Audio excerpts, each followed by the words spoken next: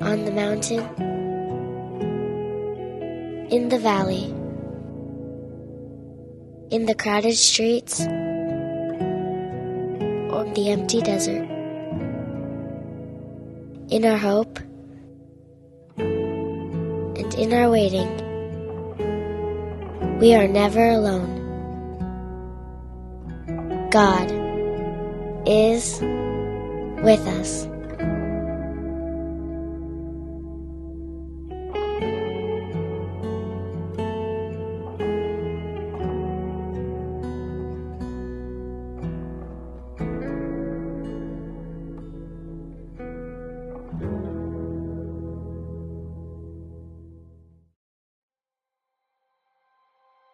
Good morning, afternoon, or evening, Palm Coast Church family, and other people that are joining us today.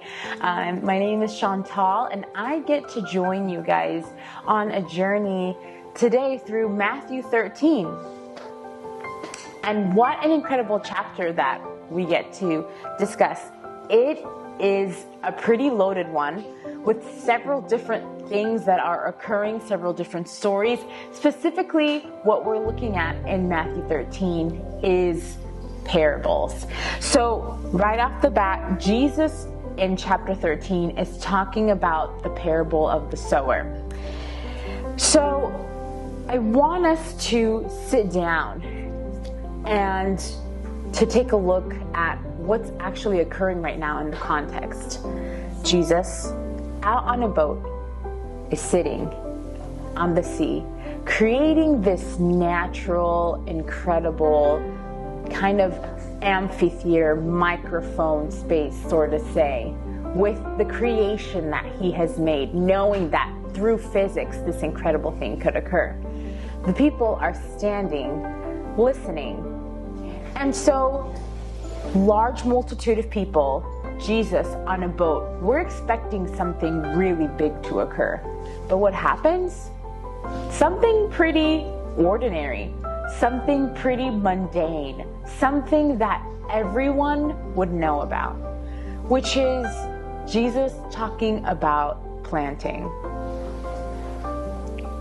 And I love that.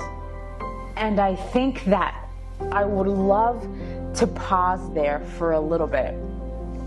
Why is it that Jesus is speaking to individuals in this somewhat simplistic manner? The incredible thing is that Matthew decides to explain it to us. So I'm pretty sure if you've been a practicing Christian individual for a while, you've probably heard this story or you've probably heard this parable before. There's a farmer, has seeds, takes the seeds, and the seeds fall in several different soils, some which are prepared for the word of God, which is the seed, and some which aren't. But the important question that we're asking is, why is Jesus speaking in parables? What are parables even? So it's important to note, David Guzik in his commentary says that parables are not like allegories. Parables are simple stories that are comparing one thing to another. Not every single thing that's within this story has a specific deeper meaning. There's a small comparison of one object to the other.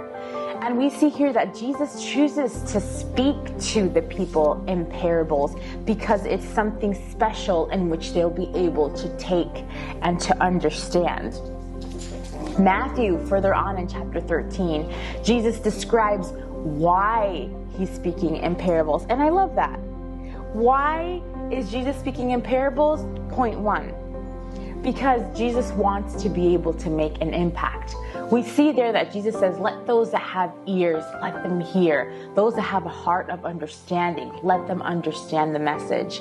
So that which Jesus has to say, that which Jesus has to tell us, will make an impact on our lives when we stop and decide to listen. I remember one time that somebody described parables as earthly messages speaking on heavenly things. They say that parables aren't things that have to be really and truly studied. They are stories that need to be heard to make an impact on our souls. The second point I think that Matthew is trying to make here with Jesus speaking in parables is once again a theme that we saw from the very first chapter of Matthew, which is the fact that Matthew wants to show to the children of Israel, to his very brothers and sisters, the Jews, that Jesus is their long-awaited Messiah. In Isaiah, there's a prophecy that says that Jesus is going to speak in parables. And here we have that prophecy come to life. Jesus is speaking the messages in parables. The second part is that I want to be able to dig into that parable with you. So we have several different parables in chapter 13, but I think the one that made the most impact on me this week was actually the parable of leaven, which is found in chapter 13, verses 33 through 35, which speaks about a woman who is making bread. And then it's incredible how when you put yeast into this bread, it can create a much larger quantity. And when we take the time to listen to this parable, right, to think about what's the heavenly message that Jesus is trying to make at this point right now, for me, it's the message that something really small, you and me, in our communities, in our workspaces, in our schools, in our homes, we can work together to make an impact for good on a larger community.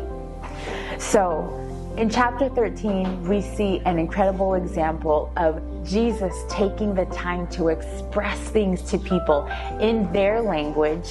We see Jesus being the Messiah. And 3, we see an invitation to take the time to listen to those messages that Jesus has to say and make them practical within our own lives. So, thank you so much for dialoguing, for reading the Bible in community with me today. I hope that it was a blessing for you as much as it was for me.